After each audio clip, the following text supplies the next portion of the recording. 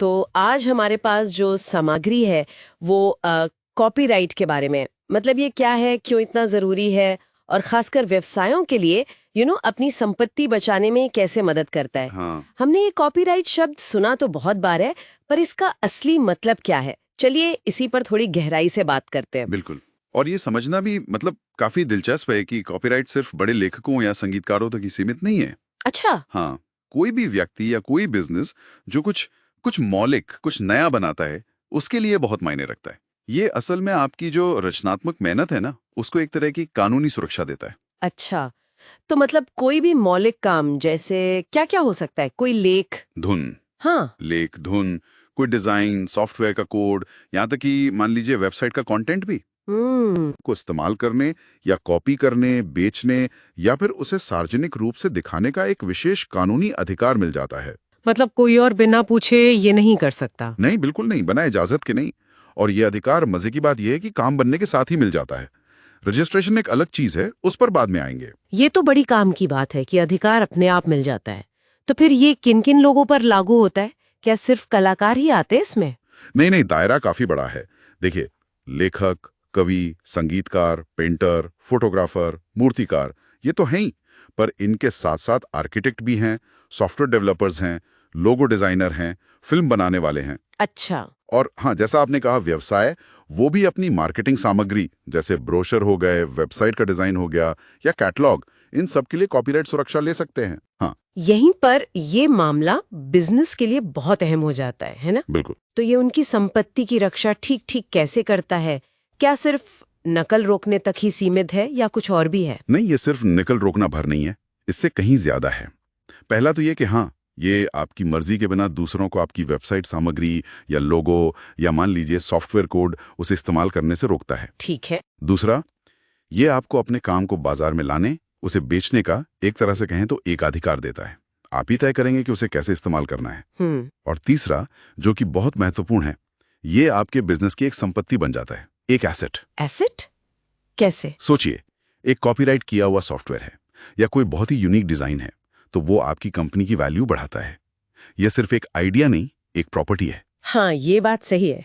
इसे एक उदाहरण से समझते हैं शायद।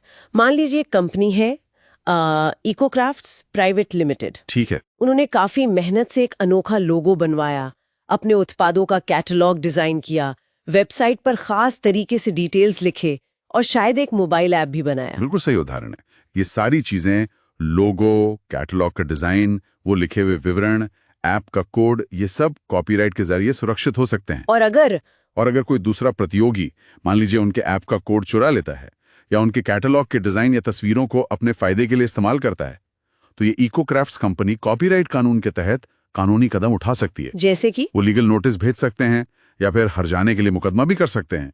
तो ये सिर्फ बचाव नहीं है, ये अपनी ब्रांड और मेहनत को बचाने का एक हथियार भी है। समझ गई।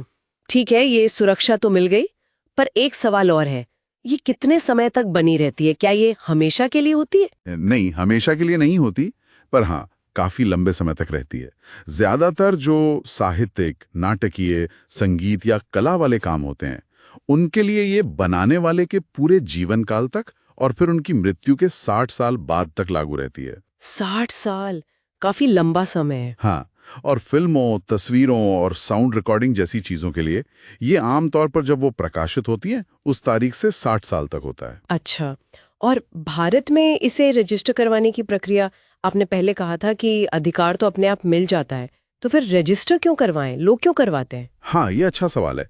देखिए, पंजीकरण करवाना अनिवार्य तो नहीं है, जैसा मैंने कहा, अधिकार तो काम बनते ही मिल जाता है, लेकिन इसकी सलाह जरूर दी जाती है। क्यों? क्योंकि अगर कभी कोई विवाद खड़ा हो जाता है, कोई कोर्ट केस होता है, तो वो पंजीकरण का सर्टिफिकेट आपके मालिकाना हक का एक बहुत पुख्ता, एक पब्लिक रिकॉर्ड का सबूत माना जाता है। उससे केस लड़ना आसान हो जाता है। अच्छा, मतलब सबूत के तौर पे काम आता है। हाँ, बिल्कुल। और प्रक्रिया भी सीधी है। आप copyright.gov.in वेबसाइट पे जा सकते हैं, वहां ऑनलाइन फॉर्म 14 भरना होता है। फिर काम के प्रकार के हिसाब से एक निर्धारित शुल्क होता है, आमतौर पे 500 से 5000 रुपए के बीच वो देना होता है, और अपने काम की कॉपी जमा करनी होती है। फिर वो जांच करते हैं और सब ठीक होने पे रजिस्ट्रार एक प्रमाण पत्र जारी कर देते हैं।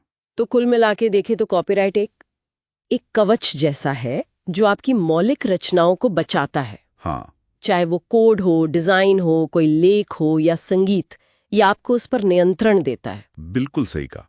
ये सिर्फ बचाता ही नहीं बल्कि जैसा हमने बात की, ये आपके ब्रांड की पहचान बनाने में मदद करता है, चोरी से होने वाले नुकसान को रोकता है और आखिर में आपके व्यवसाय का मूल्य भी बढ़ाता है।